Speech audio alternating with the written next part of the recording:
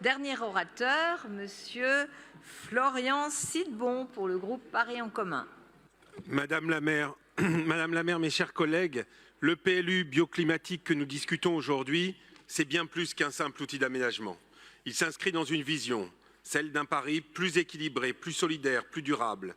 Pour y parvenir, nous devons assumer un changement profond de nos priorités. Cela a été rappelé, heureusement, par de nombreux orateurs, même si certains sont dans les caricatures et semblent l'ignorer. En mettant l'habitat au cœur de notre politique urbaine et en rééquilibrant enfin les dynamiques territoriales, et notamment entre l'Est et l'Ouest, par des mesures ambitieuses.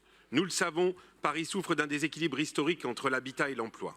Aujourd'hui, l'Ouest concentre l'essentiel des bureaux, tandis que l'Est prend davantage sa part dans le logement social. Ce déséquilibre accentue les inégalités sociales et territoriales.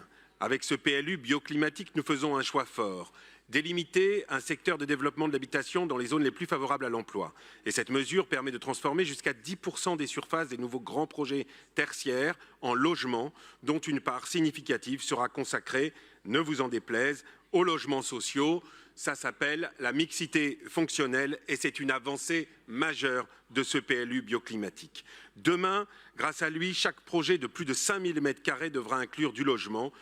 Vous le déploriez, ben nous en sommes fiers. C'est une avancée majeure pour garantir la mixité fonctionnelle de nos quartiers.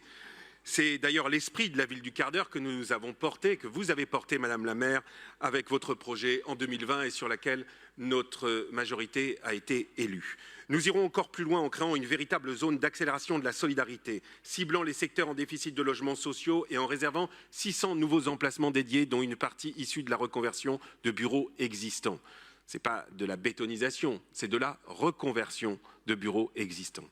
Nous assumons ces nouveaux mécanismes indispensables comme des vecteurs de justice sociale. Ceux qui en ont les moyens doivent nous aider à construire une ville mixte. Nous développerons également le bail réel solidaire, un outil novateur qui dissocie le foncier du bâti pour permettre aux familles d'accéder à la propriété dans les quartiers où les prix sont aujourd'hui prohibitifs. Ce PLU ne vise pas à supprimer les bureaux dans Paris, mais à les encadrer, à les conditionner à une contribution sociale.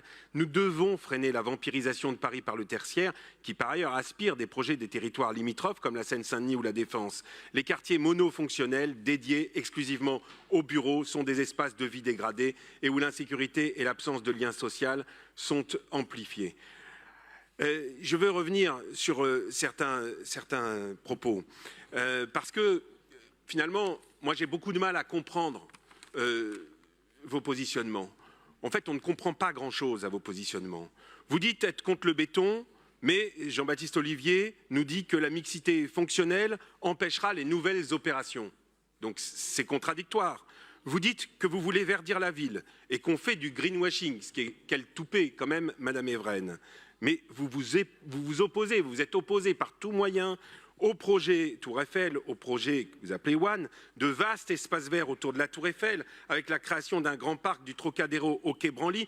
Et le projet, c'était 1,7 hectare qui devait être créé autour. Et j'espère que ce projet verra le jour. Et je sais que, Madame la maire, vous y travaillez petit à petit dans la concertation.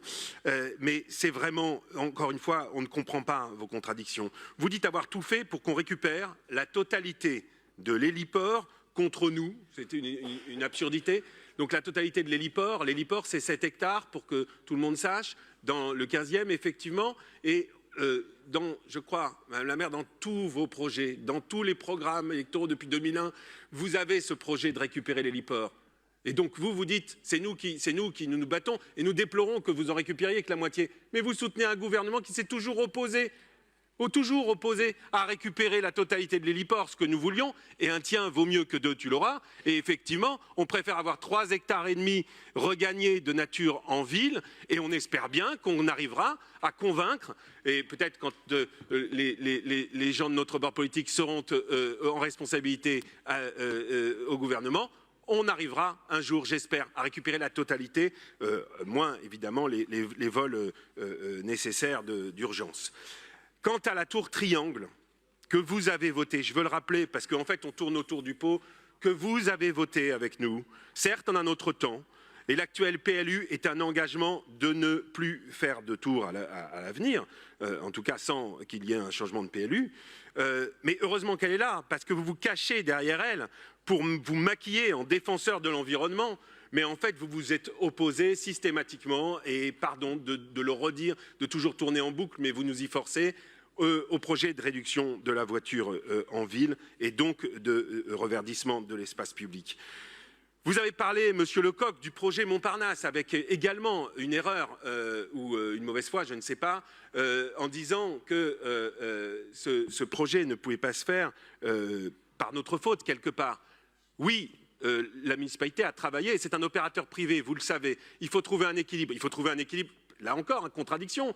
Vous dites il ne faut pas bétonner Paris. Le projet, c'est de rouvrir cet espace-là, justement, de l'inspiration, de ne pas recréer du bureau ni de les surfaces commerciales dans un espace qui en est très très fortement pourvu, trop pourvu, puisqu'il y a des centres commerciaux qui ont ouvert autour. Le centre Gaîté, vous le savez, la gare Montparnasse. Et donc, il n'y a pas l'espace pour avoir 3 magasins Darty dans un petit espace comme ça. Et donc, oui, on est fidèle à notre logique, à nos valeurs, à notre PLU et à notre idée de mixité fonctionnelle, en voulant à la fois reverdir cet espace-là et en créant de la mixité fonctionnelle dans cet espace-là. Si les propriétaires privés ne veulent pas, disons, se soumettre à ce PLU bioclimatique, eh bien, effectivement, les choses ne peuvent pas avancer. Il faudra trouver des compromis là-dessus. C'est ça la réalité, pas que notre majorité bloque de manière quelconque les choses. Par ailleurs, vous dites bétoniser, Madame Evren, mais le projet One, c'est pas du béton, le pastillage, c'est pas du béton, la forêt de Catalogne, c'est pas du béton. Et comme ce matin sur le plan climat, Madame Evren est partie, c'est dommage, mais je veux quand même lui rappeler, lui dire chiche, en fait. Vous voulez verdir la ville, manifestement, mais verdissons le 15e ensemble. Faites-nous des propositions. Moi, je suis prêt tout à fait à les étudier et à verdir le 15e. Il en a besoin et que le 15e prenne sa part et prenne le mouvement parisien qu'on voit si beau ailleurs. Voilà. Merci beaucoup.